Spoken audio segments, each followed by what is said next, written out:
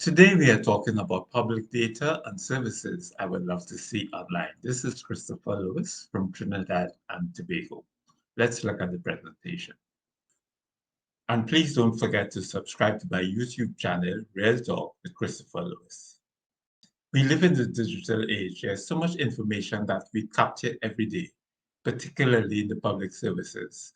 And it would really be so ideal and such an enhancement of the quality of our life if a lot of this data was made public in an easy and accessible way.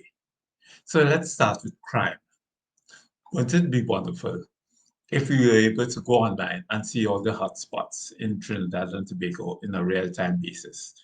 So there'll be hotspots mapping updated at least weekly.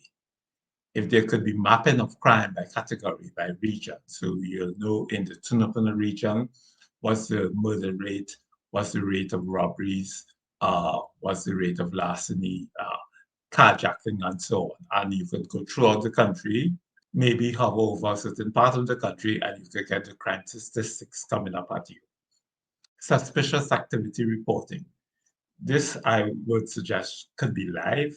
So as suspicious activity is reported into the police, once they vet any security concerns, they could update that information live so the general public create immediate awareness of a situation if that happens to be in your neighborhood. And finally, we have crime detection statistics by the crime category. So again, on a macro level, what are the statistics relevant to the different types of crimes that are categorized by the police service? Education. Education, information about education stats in the country is what I consider to be a big black hole for parents who are trying to determine which school to send their child to.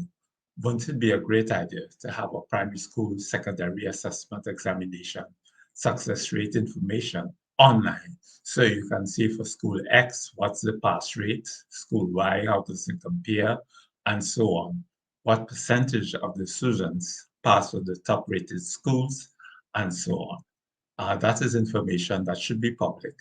I know we get that data on an annual basis after the exams, but you should be able to go online and see it for, let's say, the last 5 years or so, as the case may be. And the similar logic would apply for the secondary school examinations, C-second Cape, tertiary level, university level. And as we speak about universities, also would be a good idea if we could get information on the graduation rates. So for example, if we look at the class for 2015, and let's assume that the course of study is normally 3 years. So for 2018, what percentage of the class for 2015 actually graduated in 2018 after 3 years? Is it 90%? Is it 80%? What is it? And then you should be able to track that kind of information for the different courses of study. Of interest too, when we're talking about education, would be the employment rates of university graduates within 1 year of graduation. And when I say employment, I'm not thinking of only getting a job, but also entrepreneurship. So you gainfully employed as self-employed or working for a company. What percentage of the graduating students get that type of employment within 1 year of graduation? What's the dropout rates by school or by region? So what's the dropout rate in the Toco region compared to the Port of Spain region? Do we have a problem? Has it been identified?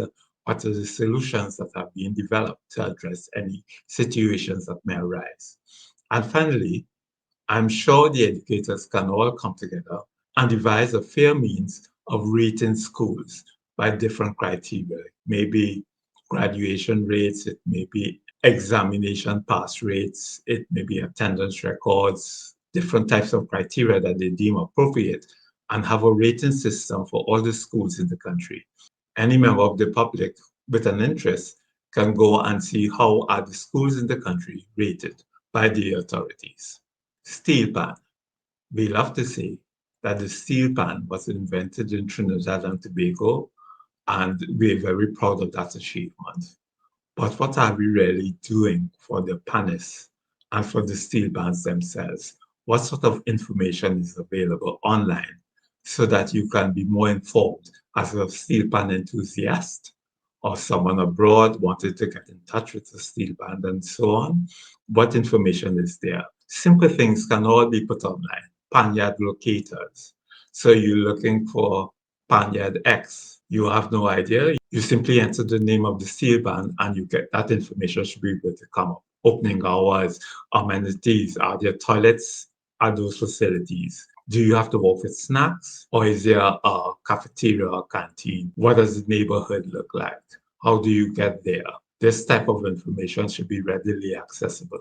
Again, using augmented reality, if you hover over this particular steel band of interest, you should be able to pull up the history of that steel band. What competitions has it won? Where has it performed internationally as well as locally? Who are the main persons behind the band? And so on. And similar type of histories should also be available online for steel panists, particularly those of note who have international recognition, with links to the various steel bands with which they have been associated over the years.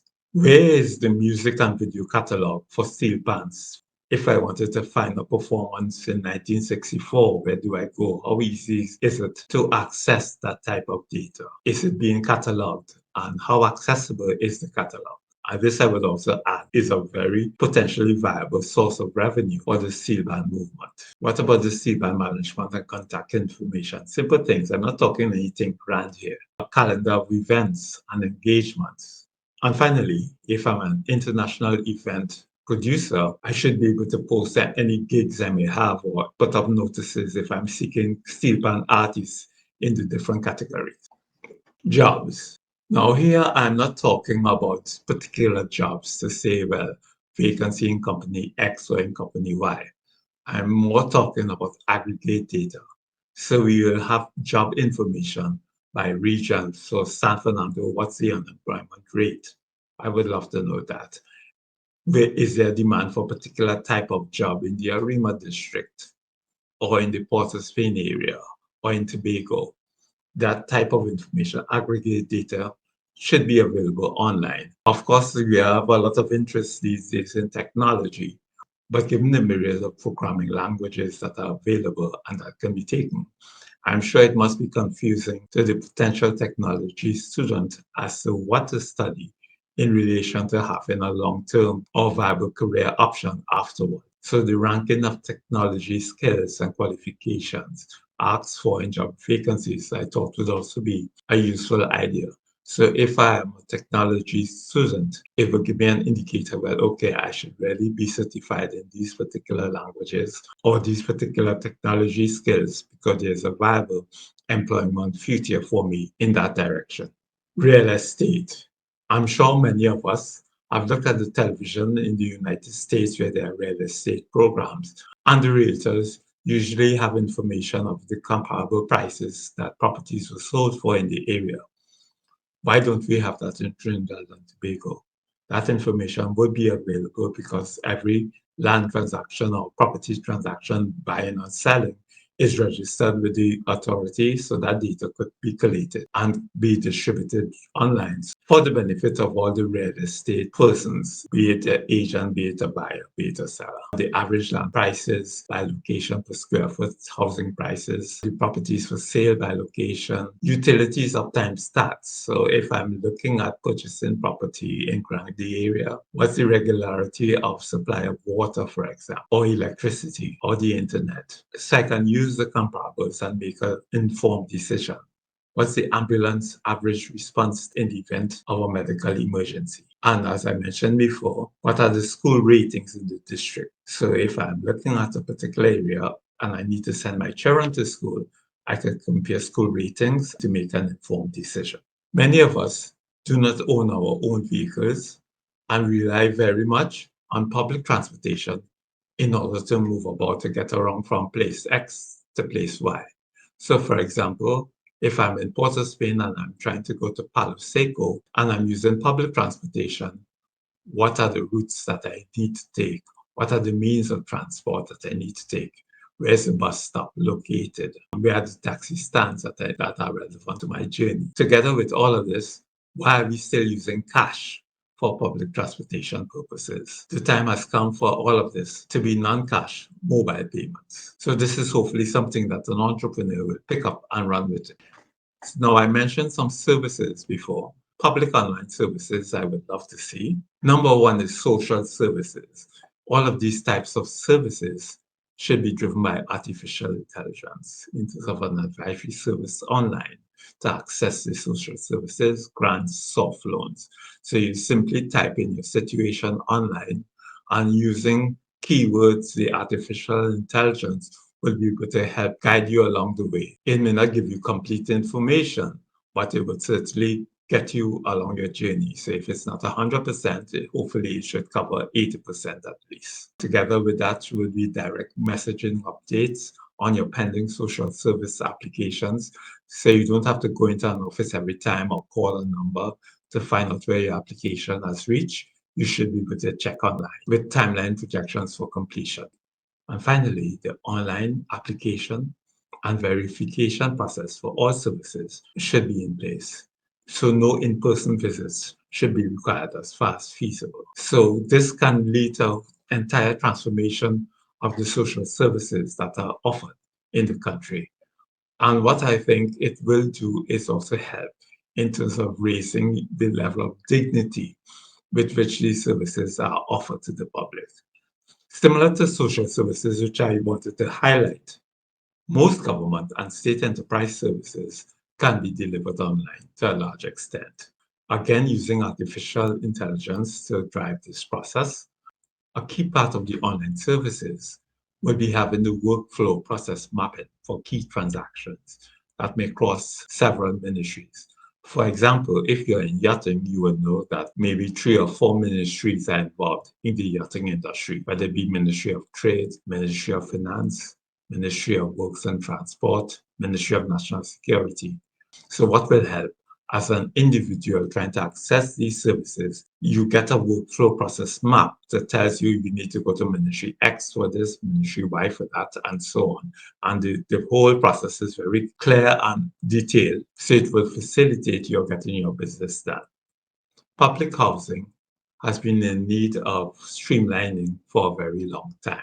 One of the problems of the system, as I see it, is that it is not very transparent as to what qualifies you for public housing. How does the application process flow through the system? In the end, is it fair to all eligible citizens of the country? So what I suggest is a verifiable point system to access public housing. The experts will determine what the points are, whether it's the number of children that you may have, your income levels, your personal situation, whether you have any disabilities, whether you're a member of the National Security Services, and so on. And you would accumulate points, so you fill out your application online. But of course, any data that you have must be verified, and that may require some in-person visits and so on. There should be penalties if you are found to be lying in terms of trying to claim points that really do not belong to you.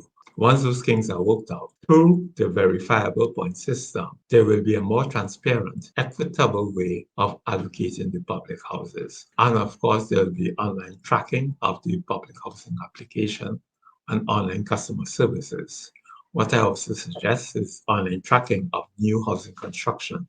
So if you've been allocated a new house that is now being constructed, you should be able to track the progress in terms of the completion of that house on an online basis. And my last point is related to centralized utility online services, particularly in the circumstance where it is new housing and you are now developing a property. You should be able to apply for connections, whether it's be WASA or TNTech, in one place. So you don't have to go to one agency, then another. You just apply for everything in one place, check the application progress, trouble reporting again in one centralized location, and customer services. So it would mean at the back end, it would mean a lot of collaboration between the different utilities. But in the end, I think it would be of great value to the citizen. So I thank you for viewing, and please don't forget to subscribe to this channel, Real Talk with Christopher Lewis.